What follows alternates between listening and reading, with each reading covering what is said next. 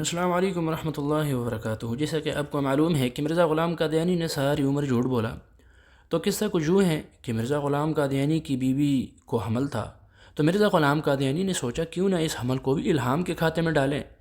چنانچہ مرزا غلام قادیانی نے 1886 8 اپریل کو کہا کہ جی اللہ جل شانہ کی طرف سے عاجز پر اس قدر کھل گیا کہ ایک لڑکا بہت ہی قریب ہونے والا ہے جو ایک مدت حمل سے تجاوز نہیں کر سکتا، اور اس سے ظاہر ہے کہ غالباً ایک لڑکا ابھی ہونے والا ہے۔ تو پھر کچھ یوں ہوا کہ مرزا غلام قادیانی کے ہاں بیٹی کی پیدائش ہو گئی، بیٹے کے بجائے بیٹی کی پیدائش ہو گئی 1886 میں۔ تو مرزا غلام قادیانی نے کہا کہ جن دنوں لڑکی پیدا ہوئی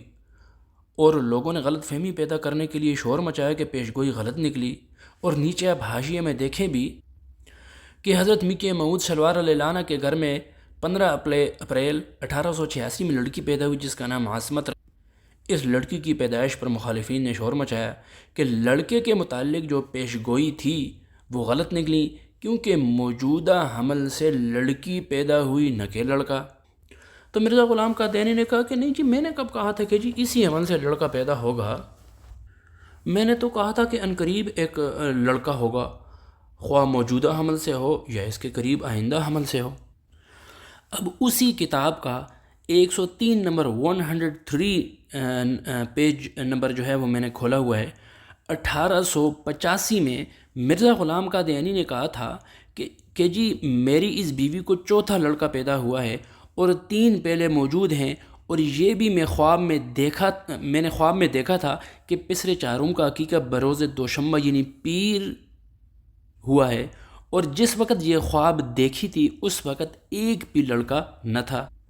اچھا، نیچے جس عبارت کو میں نے ہائی لائٹ کیا ہے وہاں پر آپ نظر دوڑائیں تو وہاں پر مرزا قادیانی لکھتا ہے اور عقیقہ اتوار کے دن مقرر ہوا، لیکن خدا کی قدرت ہے کہ اس قدر بارش ہوئی کہ اتوار میں عقیقہ کا سامان نہ ہو سکا، اور ہر طرف سے حرج پیش آئی، ناچار پیر کے دن عقیقہ قرار پایا۔ پھر ساتھ یاد آیا کہ قریباً 14 برس گزر گئے کہ خواب میں دیکھا تھا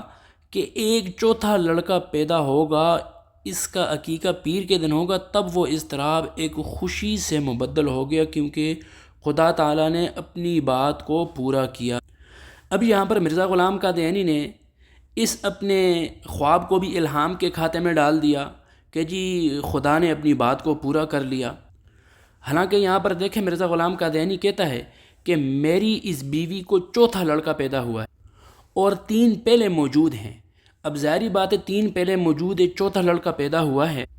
اور یہ بھی ساتھ کہا کہ اور چاروں میری نظر کے سامنے موجود ہیں، اور پھر اس تمام تر خواب کو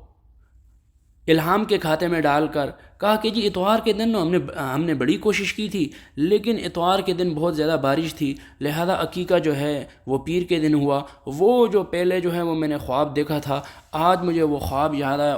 اس لیے جو ہے وہ عقیقہ پیر کے دن ہوا کہ جی میں نے خواب دیکھا تھا، اور یہ الہام کے کھاتے میں ڈال کر۔ تو جس وقت مرزا غلام قادیانی نے کہا تھا